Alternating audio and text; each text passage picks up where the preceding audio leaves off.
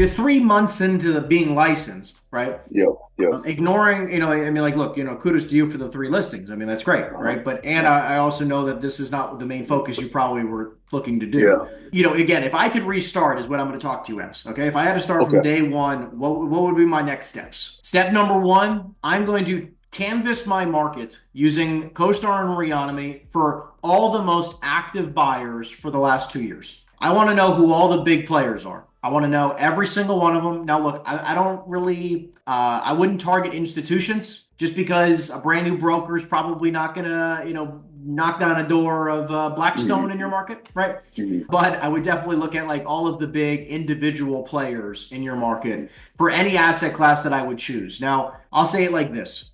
I like focusing on plain Jane multifamily, plain Jane industrial, plain Jane shopping centers. Easy stuff. I'm not a development player. I don't like going, super niche into, all these different things you can get into. I don't do a lot of business brokerage. I've done some. I just don't like to get messy. I like easy stuff. I would look at each one of those three assets. I'd look at all the multifamily buyers last 2 years, all the industrial buyers last 2 years, and all the shopping center buyers last 2 years. The reason why I say last 2 years specifically is because interest rates were kind of have been the same for the last 2 years. So if they bought 2 years ago or within the last 2 years, they're pretty used to this type of economic circumstance. And obviously, we also want to find people who are buying not only one in the last 2 years, if they bought one, two, three, four, five, or more in the last 2 years, they're pretty active. And I definitely need to know who they are and they need to know who I am. And what I'm going to do is I'm going to build a bench of the most active buyers I can, people that I vibe with, people who are, ready to go, and I have the clear information. I want about 10 or 20 or 30 of these people. So I would take the next 30 days and nothing longer. You don't have longer than 30 days, right? I would even try to tell you if you could do this in 2 weeks,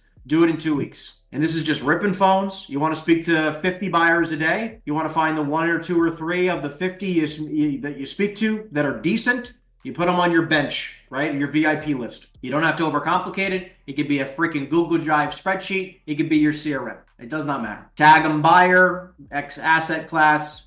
That's it. And the more detail you get, the better. I want to, for industrial, 20,000 to 50,000 square feet in Atlanta, with existing, it's currently occupied.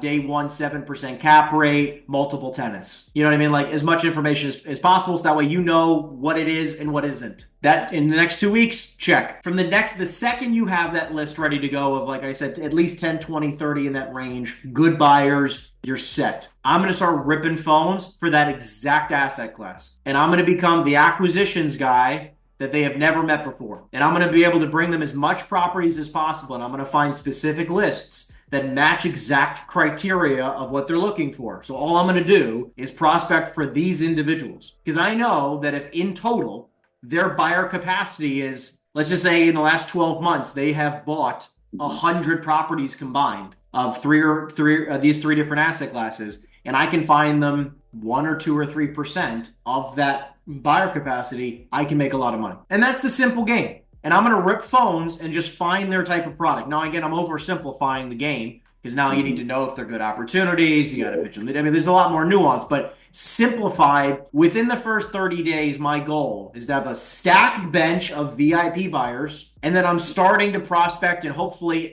my goal is every single day, one at least a day, one opportunity that I can bring to these guys. And my goal is that at least 3 to 5 of them have overlapping criteria. So just in case Bob, the buyer, doesn't want it, I got Paul, Sam, Steven, and John. Because the worst case scenario that you're going to have is you find an opportunity that might be good, but your one guy who likes that asset class doesn't like it. You don't want to be in that position. Above everything else, that step 1, 2, 3 is the only thing you should be worried about for the next 30 days. Are you meeting them in person after you get off the phone with them, or? The only people I would ever meet in person is if it's like an unbelievable connection. This guy owns 3 properties and he's looking to buy a fourth, and he's bought 3 in the last 2 years. I mean, that's a good person, but it's great. I'm not going to go meet this guy.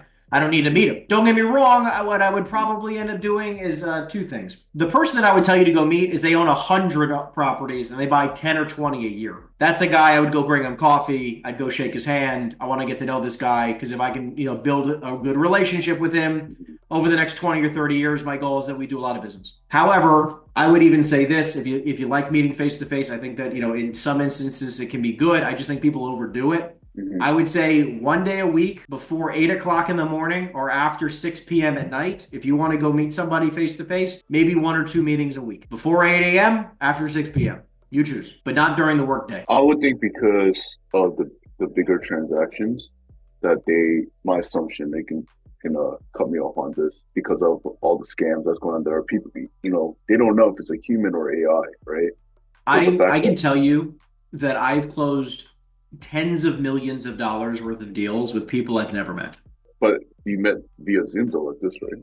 No, just over the phone. All over the phone. Never met them. Well, couldn't tell you what they look like. I mean, other than their little teeny icon right on their phone, right? Like I've never seen them face to face. Everything you think that you need to do, like the face to face stuff and all that, like there's no need. I haven't even toured. I mean, personally, I wouldn't tell you not to tour a property, but I haven't personally toured a property in a year. Right. So I'm just saying, like, everything you think that is necessary actually in some instances isn't. Right. Now, don't get me wrong. I mean, obviously, I'm in a different position. I have agents who go on those tours instead of me. But I'm saying that, like, even you yourself, eventually, again, I build rapport on deals that I have sold. I have sold deals to a buyer I've never met before. Okay. And I sent them to the property without a broker. Okay. No representation. They went, they met a property manager, they toured it, they made an offer, and they bought the deal. And I never met them. I never met the seller face to face. I didn't go tour the property. All of that is completely doable. So it's like, you don't have to be over obsess over the detail. You know what I mean? Okay. My intention is to just focus on finding the best, most active buyers in your market, getting the clearest idea and criteria you can of what they're looking for, and then prospecting for that exact product and finding as much of that product as you possibly can. Are you dialing like 7 days a week?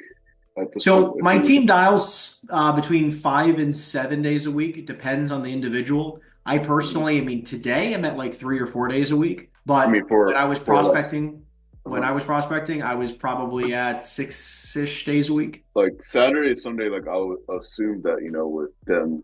You'd be surprised. I call on holidays. Sometimes holidays are the best days. Because nobody, like, think about it. Like, we're calling sophisticated people. These are wealthier individuals. Some of them own tens of millions of dollars, maybe hundreds of millions of dollars worth of real estate, right? So when we're calling them up and we're saying things like, we're trying to prospect these people, like during the week, they're incredibly busy. On a weekend, they might not be. At night, they might not be. They're like, oh, well, what if I call them too late at night? If you have their cell phone number and they pick up, they're not going to be as busy at night as they would be during the day at their office. So there's not a bad time to call, right? Windows are 8 a.m. to 8 p.m. Monday through Friday and 10 to 6-ish on Saturday and Sunday. 7 days a week. And look, if you, depending on what you actually want to achieve, because everybody's on a different scale, different level, different ideals. If you want to make 100, 150 grand, like nothing crazy, like closing 1, maybe 2 deals in your first year, call 5 days a week. Okay. You'll be fine. If you want to make $1 million in 24 months, you better be calling 7 days a week and all day. But you probably need a team at that point, right? No, not necessarily. I just think, you could definitely do that as an individual. You'd have to sell, think about it, $1 million, okay, shockingly, is only at 5% commission, $20 million in production, okay, which can be one deal. So let me ask you this with what's going on in the market. Would you say it's harder to achieve that million as to what it was before, or what are your strategies? I'll say, look, is it harder than 2021? Yes, of course. I'd be lying to you if I said otherwise. Of course, it's harder. However, I think that it's like the people who got in the industry, okay, of real estate in 2009, 10, right after the Great Recession, had something that the people who got into the business in 2004, 5, 6, right, because they were on a come up and then they got whacked. It was hard for them to restart, right? Because they were so used to an unbelievable economy where everything was easy, right? 2004, 5, 6, and 7, you could fog a mirror and you could sell real estate. In 2020, 21, you could fog a mirror and sell real estate. Otherwise, what, outside of those eras, it's not like that. And today, it's not like that. You can't just fog a mirror and make $1 million in real estate. I mean, that's crazy that that was actually a thing. When you're in these types of economies like now, and you have no other aspect to relate it to, this is actually a gift, because it's like when you're so green, where you don't have these bad habits and you don't have these bad ideals and weird thoughts about how it should be. You just work, and this is the economy that you know. And then here's the coolest thing. I got in the industry in 2015. It was not an easy time in 2015. It definitely was easier than 2010 and 2009, 2010, 11, 12. It got a little bit easier, than into 18, 19, 20. It got easier, and then it got harder again, right? But I was in a tougher time at the very beginning of my career, so I'm used to this normal. This is normal to me. So for you, learning this is a normal, right? Like when it gets when interest rates drop a point, if and when that happens, or 2 points, or whatever happens, you're like, this is like easy mode, right? And then when it goes back to this, because it ebbs and flows, you're like, oh, this is just back to normal. It's actually a very powerful thing to come into this type of economy as a new agent.